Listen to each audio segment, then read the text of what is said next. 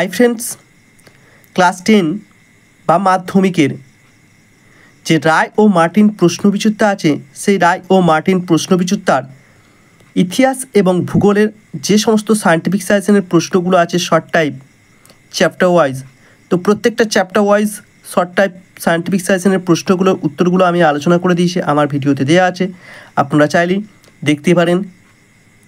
তো আজকে আমি যেটা আলোচনা করতে চলেছি ইতিহাসের মডেল কোয়েশ্চেন পেপার 2। তো প্রথম প্রশ্নটি আছে 1 নম্বরে, সঠিক উত্তরটি বেছে নিয়ে লেখো। নিষিদ্ধ শহর বলা হয় কাকে? লাসাকে।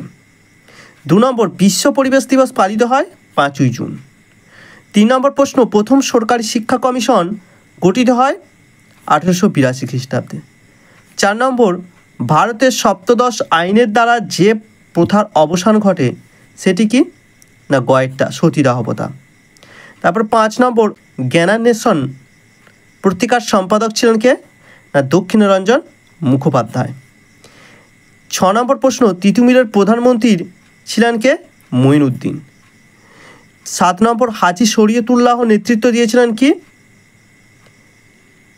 না ফরাজি আন্দোলনে। 8 নম্বর, 1857 খ্রিস্টাব্দের বিদ্রোহকে প্রথম স্বাধীনতা যুদ্ধ বলেছিলেন বিনায়ক দামোদর সাভারকার, গয়ের উত্তরটা। 9 নম্বর প্রশ্ন, বর্তমান ভারত গ্রন্থটি রচয়িতা করেন স্বামী বিবেকানন্দ। 10 নম্বর, গগনেন্দ্রনাথ ঠাকুর ছিলেন একজন ব্যঙ্গ চিত্রশিল্পী। 11 নম্বর, বর্ণপরিচয় প্রকাশিত হয়েছিল 1855 খ্রিস্টাব্দে, গয়ের উত্তরটা। 12 নম্বর, হিস্টোরি অফ হিন্দু কেমিস্ট্রি বা হিন্দু রসায়ন শাস্ত্রের ইতিহাস গ্রন্থের লেখক হলেন কে? প্রফুল্লচন্দ্র রায়, গয়ের উত্তরটা। 13 নম্বর, রম্পা উপজাতির বিদ্রোহ সংঘটিত হয়েছিল কোথায়? না গোদাবরী উপত্যকায়। 14 নম্বর, নিখিল ভারত শ্রমিক সংঘের প্রথম সম্পাদক ছিলেন কে? দেওয়ান চমনলাল। 15 নম্বর প্রশ্ন, ভারতে মহাত্মা গান্ধীর প্রথম সত্যাগ্রহ আন্দোলন ছিল কোথায়? চম্পারণ সত্যাগ্রহ আন্দোলন। 16 নম্বর প্রশ্ন, দলিতদের হরিজন আখ্যা দিয়েছিলেন কে? না গান্ধীজি। 17 নম্বর, বাংলার প্রতাপাদিত্য উৎসব শুরু করেন কে? না সরলা দেবী চৌধুরী রানী। তারপর 18 নম্বর, যুগান্তর দল গঠন করেছিলেন কে? না বারিন্দ্র কুমার ঘোষ। তারপরে 19 নম্বর, ট্রেন টু পাকিস্তান গ্রন্থটি লিখেছিলেন খুশবন্ত সিং। স্বাধীনতার প্রকালে ভারতের দেশীয় রাজ্যের সংখ্যা ছিল কটি? না 601টি।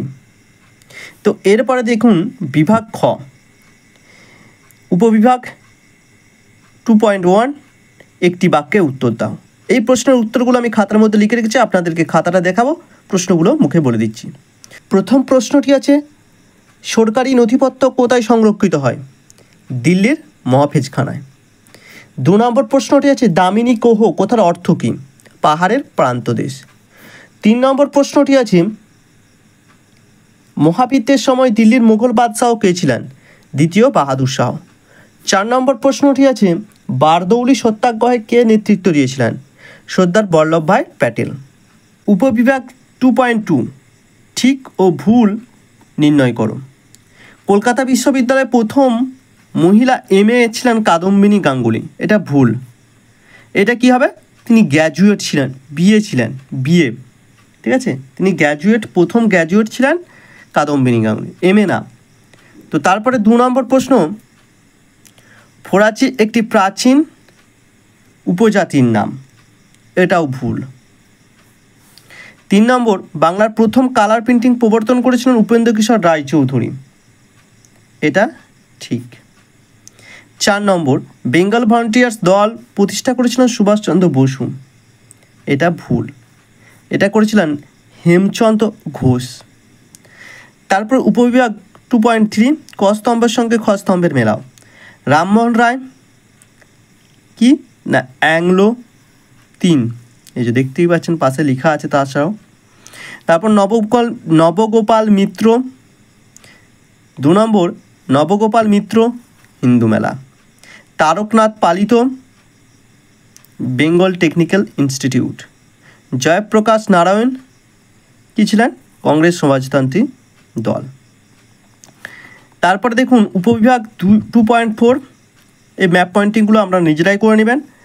তারপর উপবিভাগ 2.5 বিবৃতিগুলির সঙ্গে সঠিক ব্যাখ্যাটি নির্বাচন করো।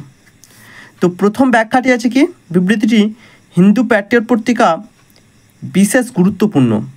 ব্যাখ্যা নাম্বার 3, এই পত্রিকা সাঁওতাল বিদ্রোহ দমন ও নীলকরদের অত্যাচারের সমালোচনা করেছিল। তারপর 2 নম্বর ব্যাখ্যা, শিক্ষিত বাঙালি সমাজে একটি বড় অংশ 1857 খ্রিস্টাব্দের বিদ্রোহকে সমর্থন করেননি। কারণটা 3 নম্বর ব্যাখ্যা, শিক্ষিত সমাজের অনেকেই ব্রিটিশ শাসনে ভারতের পক্ষে কল্যাণকর মনে করতে বলে। 3 নম্বর ব্যাখ্যা, সরলা দেবী চৌধুরী রানী লক্ষ্মীর ভাণ্ডার প্রতিষ্ঠা করেছিলেন। কেন না 3 নম্বর ব্যাখ্যা, স্বদেশি পণ্য বিক্রির জন্য। তারপরে 4 নম্বর বিবৃতি, দেশীয় রাজ্যগুলির অন্তর্ভুক্তি ভারতের স্বার্থ প্রয়োজনীয় ছিল। এটা 2 নম্বর ব্যাখ্যাটা হবে, কারণ ভারতকে বৈদেশিক আক্রমণের হাত থেকে রক্ষা করার জন্য। তাছাড়াও আমি এই ধারের প্রশ্নগুলো একটু দেখিয়ে দিচ্ছি, 2 নম্বরের প্রশ্নগুলো আপনারা যাদের বই নেই তারা দেখে নেবেন একটু। প্লিজ চ্যানেলটি সাবস্ক্রাইব করে দেবেন এবং লাইক এবং কমেন্ট করবেন এবং বন্ধুদের সাথে অবশ্যই শেয়ার করে দেবেন। তো ভিডিওটি দেখার জন্য অসংখ্য ধন্যবাদ। দেখা হচ্ছে আপনাদের সাথে পরের ভিডিওতে।